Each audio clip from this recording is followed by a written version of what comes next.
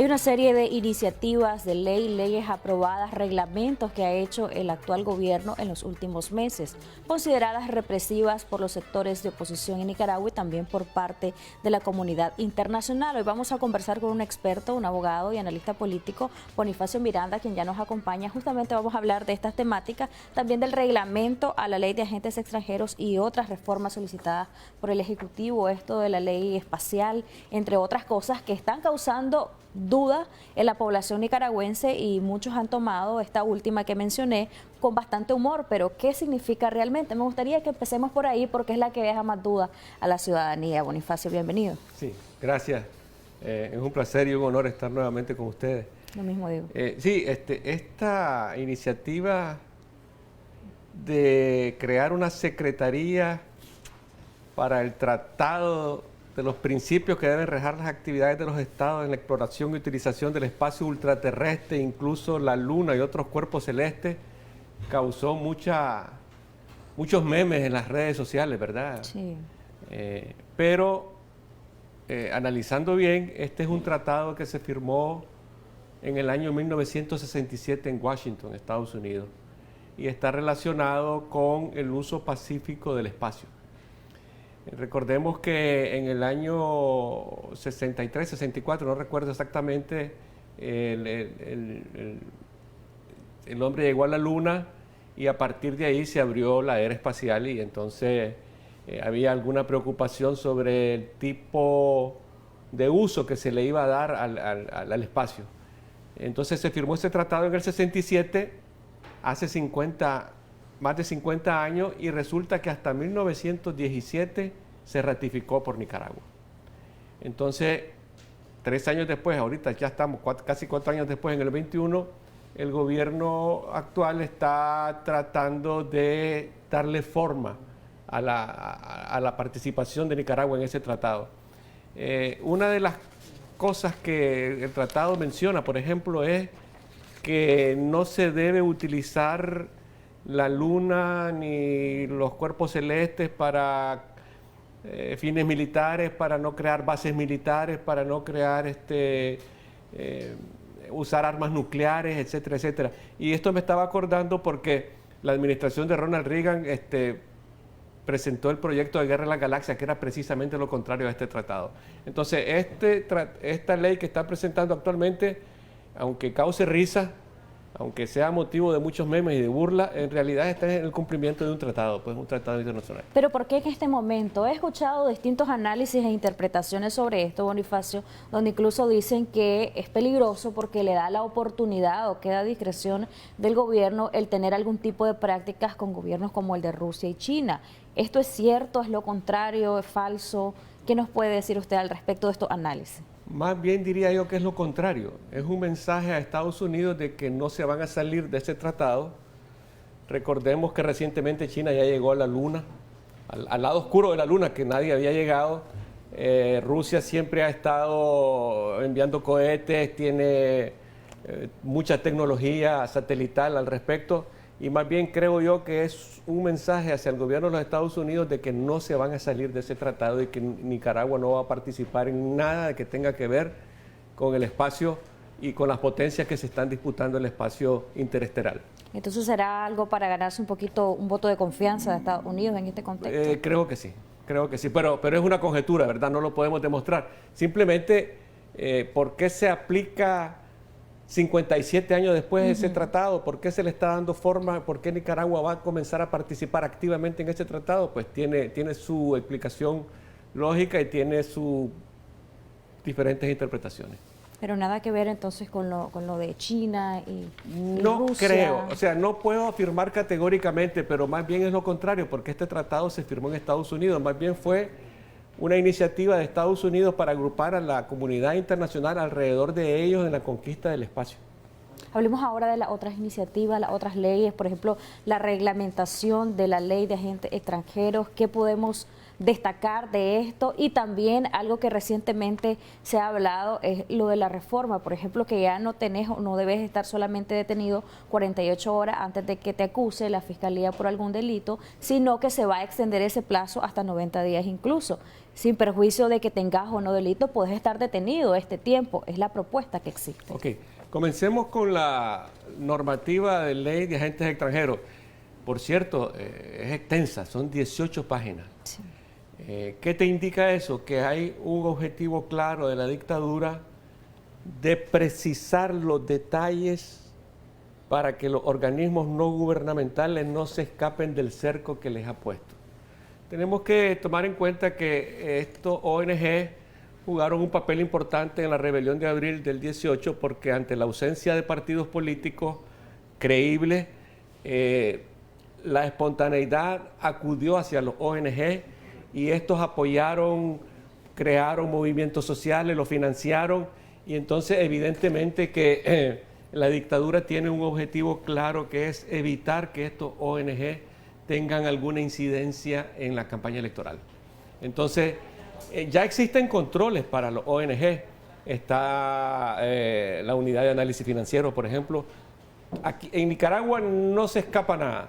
¿Por qué? Porque la plata que entra, todo está computarizado, la superintendencia tiene información, la unidad de análisis financiero tiene información, las cuentas bancarias, los bancos van guardando los datos, o sea, no hay forma, las remesas te dicen que fulanito de tal con cédula tal fue a cobrar la remesa que le envió su tío fulano de tal, todo eso está bien detallado. Entonces, control sobre la ONG hay. Ya existía antes de la aprobación de la ley de agentes extranjeros, eran muy rigurosas, al grado tal que a muchos ONG se les boicoteó el documento que acreditaba su personería jurídica, que es un trámite que tienen que hacer cada año para las exoneraciones, para mantener en regla sus documentos. Control existía, pero esta vez el control es mucho mayor. El control está destinado efectivamente a detallar la cantidad de fondos que reciben y en qué los gastan, cómo los gastan y hacia dónde va. Entonces, se aprobó la ley de agentes extranjeros, que es una copia de leyes que existen en otros países. Por ejemplo, en Estados Unidos existe una ley de agentes extranjeros. Pero Estados Unidos es una democracia muy abierta y entonces el Congreso tuvo que tomar medidas para evitar que los grupos de cabildeo tuvieran demasiada incidencia, sobre todo grupos de cabildeo que son pagados por gobiernos extranjeros. Recordemos, solo para citar un ejemplo, que cuando se estaba discutiendo la NICA Act, el gobierno de Nicaragua pagó a una compañía para hacer cabildeo en contra de eso. Entonces, para mantener el control en Estados Unidos sobre estos grupos de cabildeo en el Congreso, se tienen que registrar como agentes extranjeros. Entonces, cuando existió el conflicto con Rusia y Estados Unidos, los rusos copiaron ese modelo para aplicárselo para que no hubiera financiamiento a los grupos opositores. Y Nicaragua también lo copia de Rusia en ese momento. Y lo que tenemos actualmente es que esta ley de agentes extranjeros, que cuando se aprobó en Estados Unidos era para, después de la Segunda Guerra Mundial, cuando estaba la Guerra Fría, estaba el espionaje, estaba todo el conflicto de las potencias. En el caso de Nicaragua no tenemos conflicto con potencias ni tenemos una guerra que justifique ese tipo de inscripción. Entonces, el hecho de que estos organismos no gubernamentales tengan que inscribirse como agentes extranjeros es de por sí humillante, pues es decir, te arrodillo, te obligo a que te arrodilles. Y a partir de ahí es el detalle completo de la finanza. Entonces, la ley tenía un objetivo central que es controlar la finanza, evitar que participen, que tengan incidencia estos organismos en la campaña electoral que viene, y creó inhibiciones políticas para los miembros de los ONG. Es decir, si ya te registras como agente extranjero, no podés participar en política, no podés financiar partidos políticos y además no te podés presentar a cargos de elección popular. Estas inhibiciones son inconstitucionales porque las únicas que pueden existir son las que están en la Constitución y que se reflejan en la ley electoral. Entonces, a través de una ley secundaria están creando inhibiciones políticas para algunos de estos dirigentes o administradores de la ONG. Y entonces cuando vemos la normativa de 18 páginas, uno se asusta porque ve los detalles. Por ejemplo, se tiene que inscribir en el registro de agentes extranjeros para recibir lo que se le llama el número único de registro de agentes extranjeros, como el número RUC, pero para los agentes extranjeros. Y entonces, una vez que te registras, ya estás bajo el control absoluto. Primero, si no te registras, vienen las sanciones. Ya ahorita el Ministerio de Gobernación acaba de sacar un anuncio que dice quedan 5 días para que se vence el plazo para inscribirse. Si no te registras, ya vienen las sanciones que pueden ser la pérdida de la personalidad jurídica, que pueden ser la intervención de los bienes, la paralización de las cuentas bancarias, etcétera. Una serie de controles destinados a hacer desaparecer este tipo de organismos que no se inscriban. Entonces, para inscribirte necesitas el registro de agentes extranjeros, el NURAE. Pero una vez que ya estás inscrito, tenés que enviar informes mensuales de tus actividades. Tenés que reportar si vas a recibir una asignación de fondos para un proyecto determinado, tenés que reportar con 48 horas de antelación para qué viene esa plata, cuánto es lo que viene, de dónde viene, y la inscripción es muy minuciosa. Te piden la personalidad jurídica, los nombres y cédulas de las personas que participan, los estatutos, y además si estás vinculado a un ONG internacional, te piden la directiva de ese ONG, la personalidad jurídica de ese ONG, la foto, la cédula, los correos electrónicos, los teléfonos de toda esa gente. Es decir, es muy minucioso los detalles para tener un control absoluto sobre los movimientos de este tipo de organismos. Además, existe otra cosa, tenés que estar haciendo los informes mensuales, pero también pueden haber inspecciones periódicas, inspecciones in situ, que de repente no te avisan y llegan y te revisan la documentación. Tenés que tener toda la documentación en orden, tenés que entrar a la página web del Ministerio de Gobernación a detallar todo lo que vas a hacer. Entonces, como puedes ver, todo eso es un cerco destinado a asfixiar las posibilidades de que estos organismos tengan incidencia en la campaña electoral. Pero lo más grave en este caso sería las sanciones. Te ponen 3 tipos de sanciones: leves, graves y muy graves. Leve, incumplir con los reportes, no reportar a tiempo, no tener toda la documentación lista, etcétera, etcétera. Algo parecido a lo que ocurre en la DGI cuando no reportas a tiempo. Sí, pero en este caso son mucho más estrictos. Sí. Ya las graves, no especificar el uso y destino de los fondos. Es decir, si vos tenés una donación de $100,000 para trabajar con los niños de los semáforos, por ejemplo, y recibiste 150,000, ya estás mal. Si recibiste 101,050 centavos, también estás mal. Entonces, omitir la presentación de documentos, incumplir con el envío mensual, todo eso implica pena grave. Y después, la muy grave es no inscribirse. Si ya no te inscribís, ya la guillotina te corta la cabeza. ¿Quiénes son agentes extranjeros? Nos están preguntando en redes sociales, porque mucho se habló al inicio de todo esto que incluso se estaría calificando agente extranjero a cualquier persona que tenga un mínimo de ingresos, que no tenga grandes capitales, pero que también se le puede incluir como un agente extranjero. ¿Esto es cierto? No, es que la definición es bien amplia. Primero, las que son agentes extranjeros y las que no son agentes extranjeros. Son agentes extranjeros cualquier persona natural o jurídica que reciba fondos de gobierno, corporaciones, fundaciones, organismos no gubernamentales, que tengan incidencia en el territorio nacional, fondos que no sean... la definición es tan amplia que abarca cualquier cosa, por eso pusieron las excepciones. Entonces, en las excepciones está que no implica a los organismos que ya están registrados como organismos gubernamentales, pues las agencias gubernamentales que están en Nicaragua, los suizos, los suecos, esto, el otro, eso no.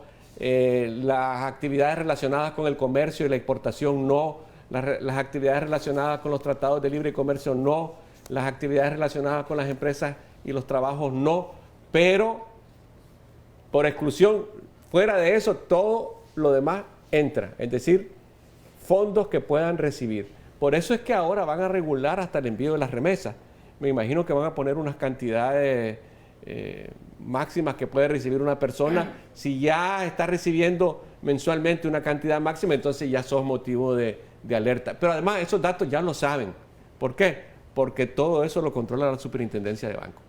Así es, ya estaba controlado. Ahora, en el sentido de esta reglamentación y asociándolo, por ejemplo, a lo que le decía de la reforma del periodo en el que puede estar una persona detenida sin que la fiscalía acuse, esto mucho lo están relacionando también con el tema electoral y el tema de las personas que pueden ser detenidas, investigadas y penalizadas para inhibirlos como posibles candidatos incluso. Correcto. Solo quiero terminar, para que no quede la idea inconclusa, sobre las sanciones, las multas.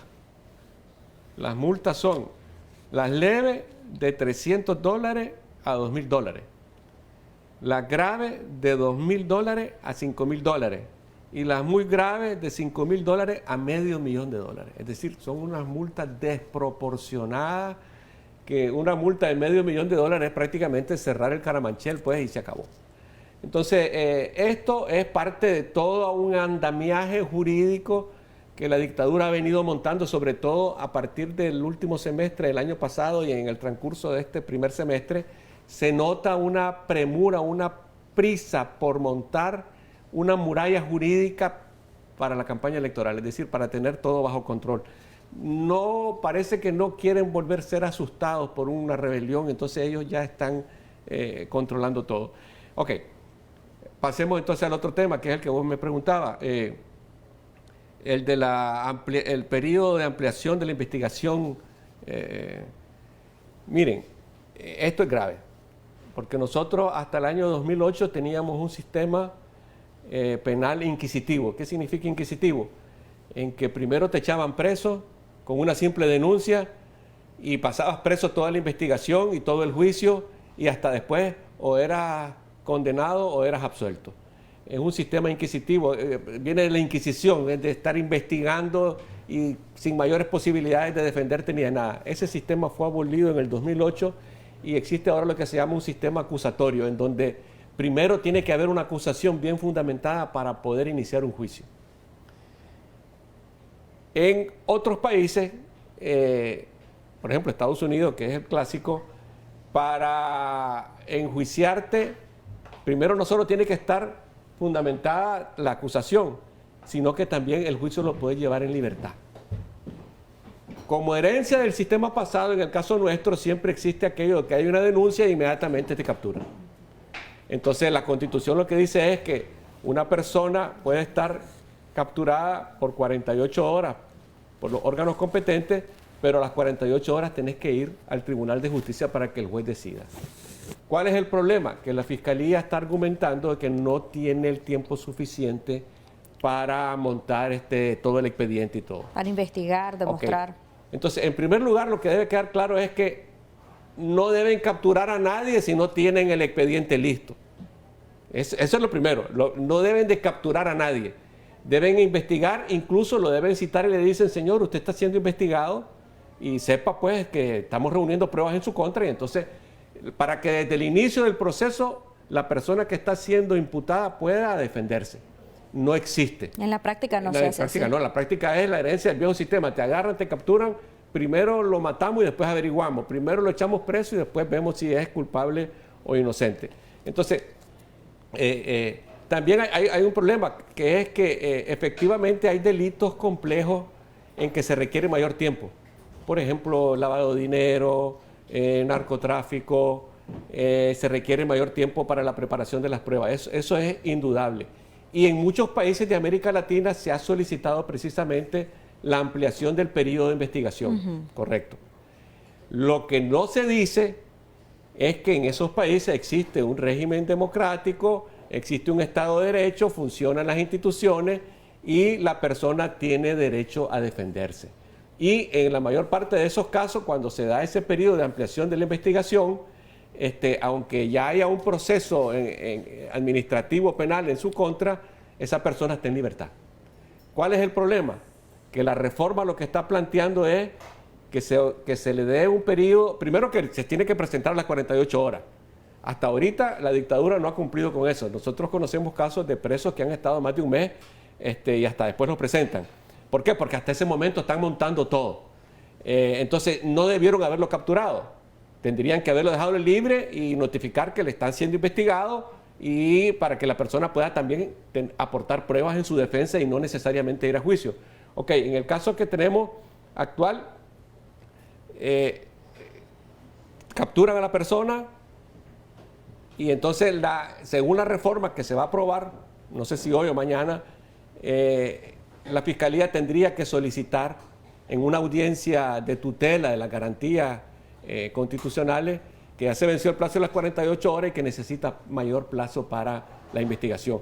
Pero lo que dice la reforma es que van a solicitar que se dicte prisión para esa persona. Y esa es la gran falla, porque eso no debe ser. Porque si no tienen las pruebas, esa persona tiene que quedar en libertad. Muchos dicen que acaba esto con la presunción de inocencia y que viola los derechos incluso constitucionales de las personas. Efectivamente, la presunción de la inocencia significa que no te pueden quitar la libertad mientras no haya elementos de prueba suficientes para que el juez diga esta persona efectivamente es peligrosa para la sociedad, entonces por lo tanto va a prisión provisional. ¿Guardará esto una estrecha relación con el contexto electoral y con los presos políticos y las futuras detenciones que pueda hacer el gobierno? Ni lo dudé, ni lo dudé. Si es que lo hemos dicho, el gobierno se está trincherando.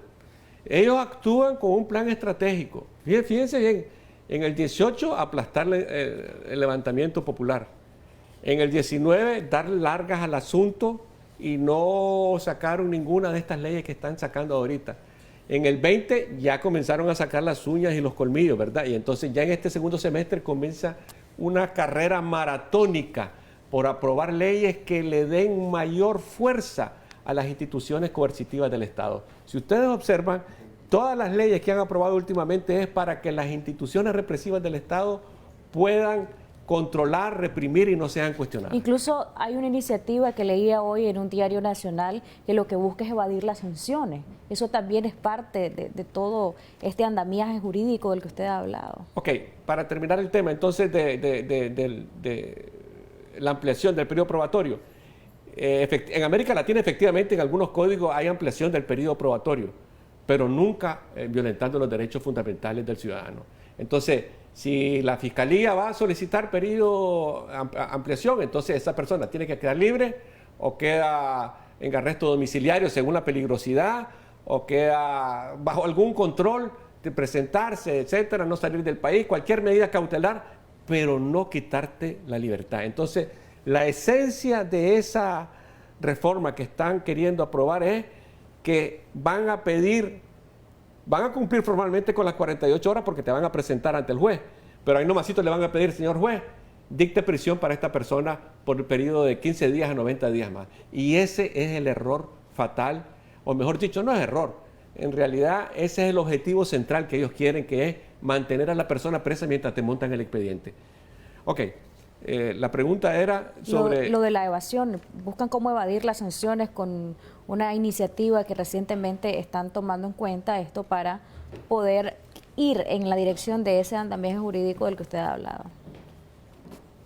Mira, el aspecto central de la reforma a la ley del consumidor y personas usuarias, el aspecto más polémico está relacionado con los bancos. Aquí hay dos cosas. Efectivamente, en algunos casos los bancos cometen algunos excesos, ¿verdad? Y por X o Y circunstancias te pueden cancelar el contrato de la cuenta bancaria, lo consideran sospechoso, ellos tienen que cumplir una serie de reglamentaciones muy rigurosas con la unidad de análisis financiero y con la superintendencia de bancos. Entonces los bancos son muy celosos en eso y además muy estrictos. Incluso si no tenés el mínimo te ponen una multa y tienen unas regulaciones muy duras. Pero el hecho de que esté reformándose que no pueden los bancos cancelar unilateralmente los contratos con los usuarios en relación a las cuentas bancarias puede interpretarse de dos maneras.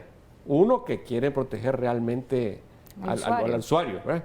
Y eso sería maravilloso para que nos protejan a todos, ¿verdad? Pero el veneno que va adentro es que si hay nuevas sanciones no pueden cancelar de manera unilateral eso, y tiene que haber un proceso administrativo que va a ir a la superintendencia, y después eso va a ir a los tribunales y los amparos y los juicios contenciosos administrativos que pueden dilatar un tiempo, y mientras tanto no te pueden suspender la cuenta. Ahora, eso mete en aprieto a los bancos, ¿verdad?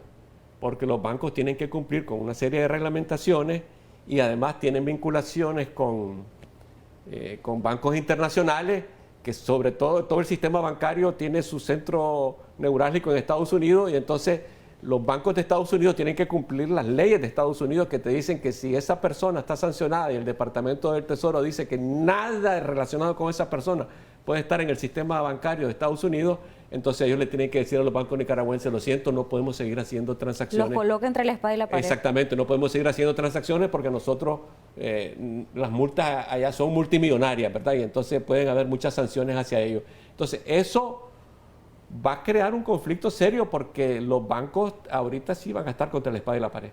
Entonces, y todo indica que la planadora de los diputados sandinistas lo va a aprobar, y eso va a crear conflicto y puede crear una crisis bancaria, puede crearlo. Ya para finalizar, Bonifacio, ¿qué puede hacer la oposición, además de dar a conocer comunicados? ¿Qué ha sido su retórica en los últimos años? Lo que dijo un señor que escuché aquí, que hablaba, y es que se habla mucho de unidad, todos hablan de unidad, pero lo que quieren es el candidato. Y entonces la unidad debe darse sobre aspectos muy sencillos: liberación de los presos políticos, recuperación de las libertades, reformas electorales. Son 3 puntos básicos. De aquí a mayo esa unidad se va a dar perfectamente si tocamos esos 3 temas. Si no tocamos esos 3 temas y solo estamos viendo si es la Cristiana, o si es Juan Sebastián, o si es Maradiaga, o si es Medardo, vamos a seguir dando vueltas sobre el mismo punto. La gente está pidiendo, evidentemente, que una candidatura unitaria tiene un impacto tremendo, ¿verdad? Pero la gente lo que está pidiendo también es solución de los problemas que ella tiene todos los días, y esos no se tocan. Y por eso es que nunca hay unidad, porque lo que prevalece son intereses de grupos, camarillas que quieren imponer candidatos, porque saben que detrás de ese candidato viene la lista de diputados y los porcentajes de la lista de diputados, y cada quien quiere apropiarse a su manera. Bueno, Bonifacio, muchísimas gracias por habernos acompañado y analizar estos aspectos jurídicos en nuestro país que ponen a la oposición una vez más, o los deberían de poner a tener su barba en remojo y realmente luchar por ese proceso de unidad que ha quedado solo en discursos y en palabras. Así es, muchas gracias y siempre a la orden. Le esperamos siempre. Vamos a seguir con más de Acción 10 en la mañana después de un breve corte comercial, pero antes rápidamente compartimos con usted la estadística de nuestras entrevistas. Muchas gracias como siempre por seguirnos en redes sociales. Nos encuentra como Canal 10 Nicaragua. En la primera parte de Debates y Soluciones el día de ayer nos acompañó Denis Martínez y Rosalía Miller, parte de la diáspora nicaragüense, y también en la segunda parte nos acompañaron miembros de la Unidad Médica Nicaragüense y también de los Maestros Democráticos de Nicaragua. En el caso de la primera intervención, el primer tiempo de Debate y Soluciones, un total de 33.822 personas alcanzadas, 68 veces compartida. Y en el caso de la segunda parte, un total de 45.607 personas alcanzadas y 38 veces compartida. Gracias como siempre por seguirnos en nuestras redes sociales como Canal 10 Nicaragua. Pausa comercial, ya regresamos con más.